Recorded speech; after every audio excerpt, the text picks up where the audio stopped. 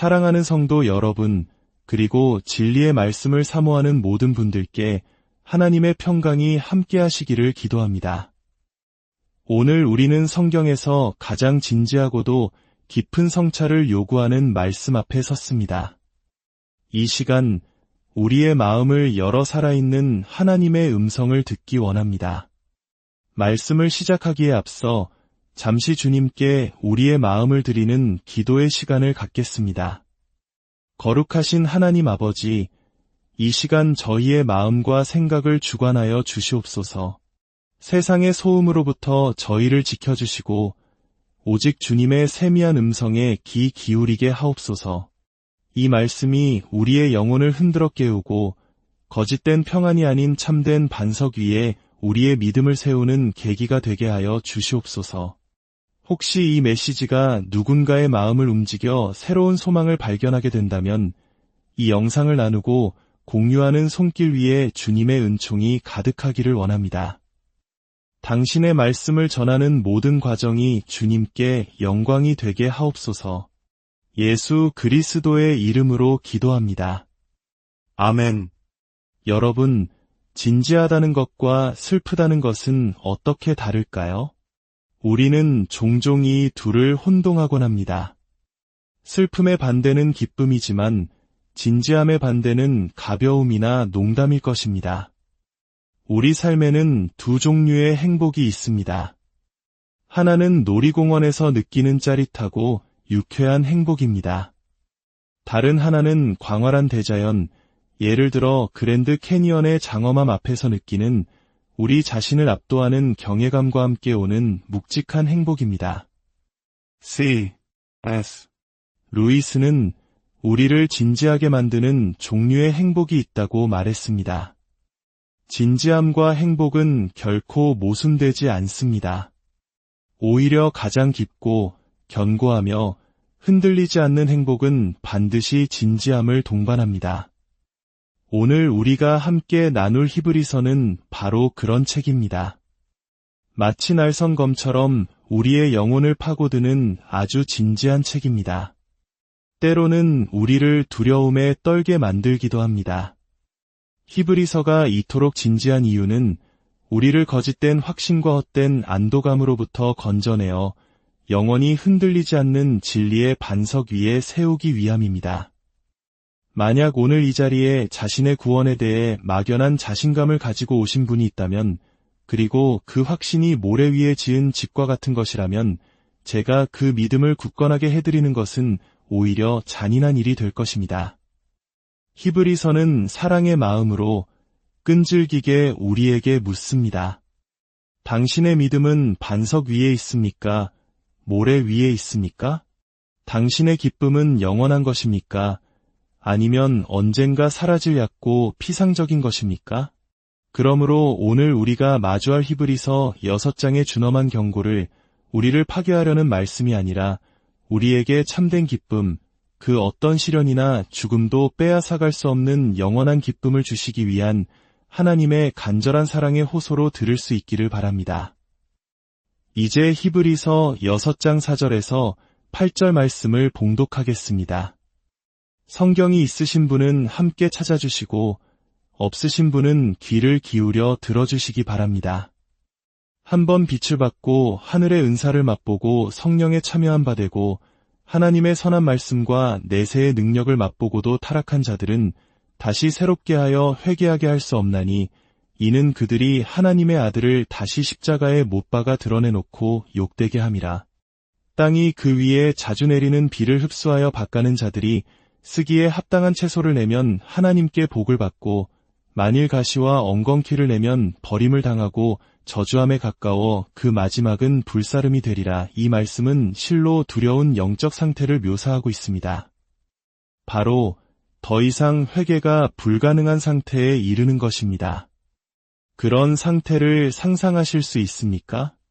말씀의 흐름을 따라가 보겠습니다. 히브리서 기자는 6장 1절에서 우리가 성숙한 대로 나아가자고 권면합니다. 그리고 3절에서는 하나님께서 허락하시면 우리가 이것을 하리라고 말합니다. 우리의 성숙과 성장은 전적으로 하나님의 주권적인 은혜에 달려있다는 놀라운 고백입니다. 만약 제 안에 하나님을 향한 아주 작은 거룩한 열망이라도 있다면 그것은 제가 만든 것이 아니라 하나님께서 주신 것입니다. 오늘 본문 4절부터 8절은 왜 우리가 그토록 하나님의 주권적인 은혜에 의존할 수밖에 없는지를 보여주는 한 가지 끔찍한 사례를 제시합니다. 한번 그 상태에 빠지면 스스로의 힘으로는 결코 빠져나올 수 없는 영적인 상태가 있다는 것입니다. 이 끔찍한 상태는 세 단계로 이루어집니다. 첫째, 엄청난 영적 축복과 체험을 한 사람이 있습니다. 4절과 5절이 그것을 묘사합니다. 그는 한 번 빛을 받았습니다. 진리의 빛이 그의 마음에 들어왔습니다. 하늘의 은사를 맛보았고 성령의 역사에 참여했습니다. 성령께서 그의 삶에 들어오셔서 어떤 일을 행하셨습니다. 죄에 대한 깨달음일 수도 있고 말씀에 대한 감동일 수도 있습니다. 하나님의 선한 말씀과 내세의 능력을 맛보았습니다. 어쩌면 기적적인 일들을 목격하거나 체험했을 수도 있습니다. 마치 교회 공동체 안에서 쏟아지는 소나기처럼 하나님의 은혜의 비를 흠뻑 맞은 사람입니다. 둘째, 그 모든 은혜의 시간을 보낸 후에 그 사람은 타락합니다. 즉, 그 모든 것을 내던져버리고 하나님께 등을 돌립니다. 성경은 이 행위가 하나님의 아들을 다시 십자가에 못 박는 것이라고 말합니다. 왜 그럴까요? 두 가지 이유가 있습니다. 첫째, 예수님의 피는 우리를 거룩하게 하기 위해 흘려졌습니다. 그런데 우리가 거룩함을 버리고 세상의 불결함과 불신을 선택한다면 그것은 예수님을 십자가에 못 박게 한 바로 그 죄의 편에 서는 것과 같습니다. 둘째, 예수님의 자비와 사랑, 그분의 인격과 능력보다 세상이 주는 찰나의 쾌락과 자기 자신의 의지를 더 가치 있게 여긴다면 그것은 예수님의 얼굴에 침을 뱉고 그분을 공개적으로 모욕하는 행위입니다. 세상의 가치가 예수님보다 더 낫다고 선언하는 것이기 때문입니다. 셋째, 이 모든 과정의 결과로 그는 더 이상 회개할 수 없는 상태에 이릅니다.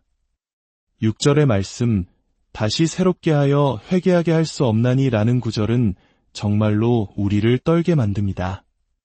여기서 중요한 점은 하나님께서 회개하는 사람을 용서하지 않으신다는 뜻이 아니라는 것입니다. 만약 지금 이 순간 여러분의 마음에 회개하고자 하는 마음이 조금이라도 있다면 여러분은 아직 이 끔찍한 상태에 이르지 않은 것입니다. 그것만으로도 엄청난 은혜입니다. 본문이 말하는 것은 어떤 지점을 넘어서면 사람이 회개할 수 있는 능력 자체를 상실하게 된다는 것입니다. 마음이 돌처럼 굳어져서 더 이상 하나님 앞에서 자신을 낮추고 깨어질 수 없게 되는 상태입니다. 히브리서 12장은 에서의 이야기를 통해 이 무서운 상태를 구체적으로 보여줍니다. 에서는 팥죽 한 그릇에 장자의 명분을 팔아버렸습니다. 나중에 그 축복을 다시 얻고 싶어서 눈물을 흘리며 구했지만 회개할 기회를 얻지 못했다고 성경은 기록합니다. 그의 눈물은 자신의 죄에 대한 슬픔이 아니라 잃어버린 축복이라는 결과에 대한 아쉬움의 눈물이었습니다. 마음의 중심은 여전히 완고했습니다. 많은 사람들이 젊을 때 세상에서 즐길 것 다 즐기고 나중에 늙어서 회개하면 되지 라고 생각합니다.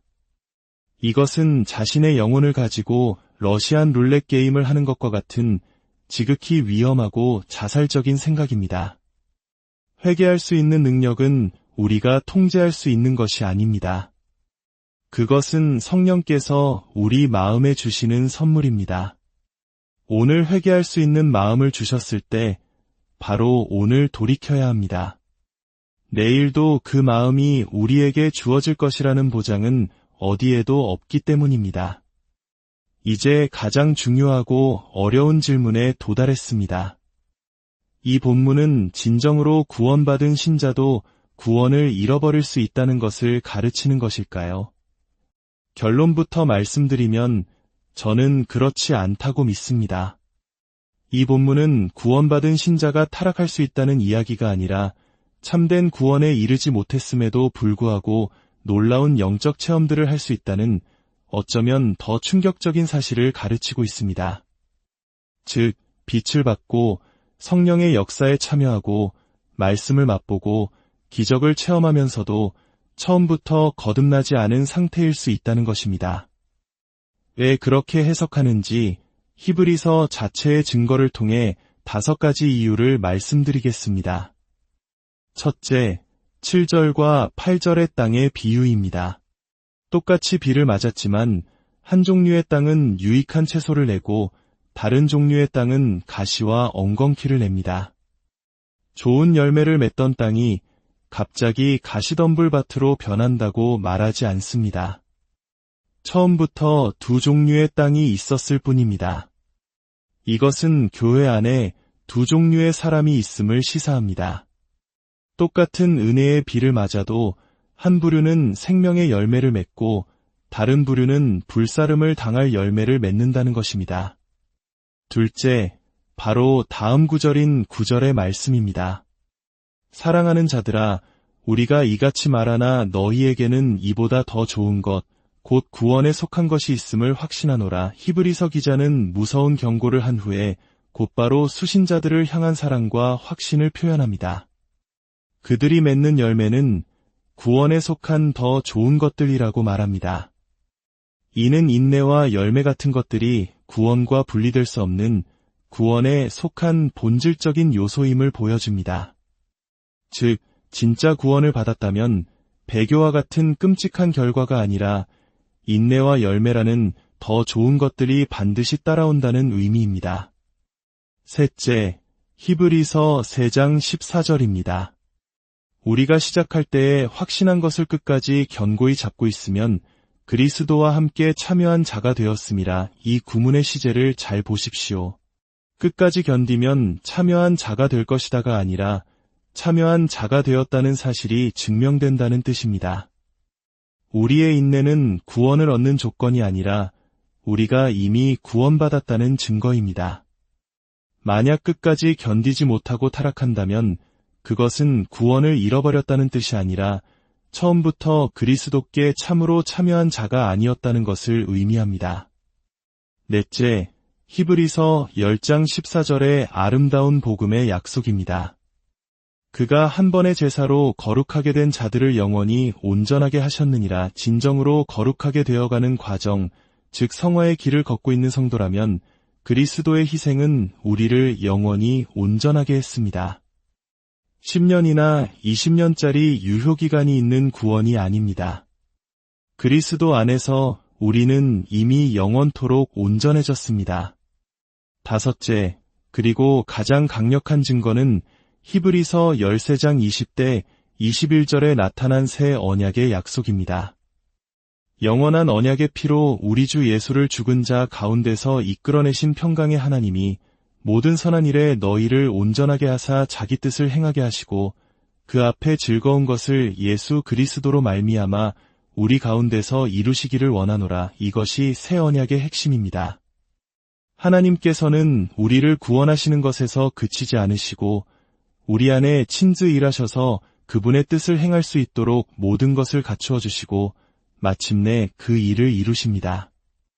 하나님께서 시작하신 선한 일을 포기하시는 일은 없습니다.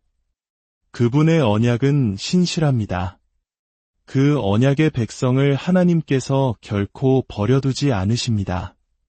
그렇다면 이 말씀이 오늘날 저와 여러분에게 어떻게 적용될까요? 만약 앞으로 저와 같은 목회자나 수십 년간 신앙생활을 해온 어떤 성도가 하나님을 떠나고 믿음을 저버리는 일이 생긴다면 우리는 그 사건을 어떻게 해석해야 할까요? 그것은 그가 빛을 받지 못했거나 성령의 감동을 체험하지 못했거나 말씀을 알지 못했기 때문이 아닐 것입니다. 그 모든 것을 그는 풍성하게 경험했을 수 있습니다. 만약 그가 영적으로 차가워지고 세상적인 취미에 몰두하며 돈을 사랑하고 가정을 버리고 마침내 기독교 신앙을 어리석은 신화라고 조롱하며 떠난다면 우리는 이렇게 결론 내려야 합니다.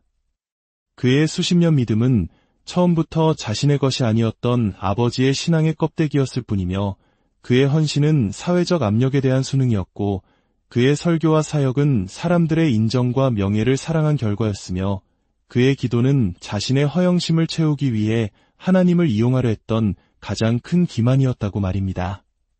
그는 구원을 잃어버린 것이 아니라 처음부터 구원받은 적이 없었음이 마지막에 드러난 것뿐입니다. 사랑하는 여러분, 이 무서운 경고의 목적은 우리를 절망에 빠뜨리는 것이 아닙니다.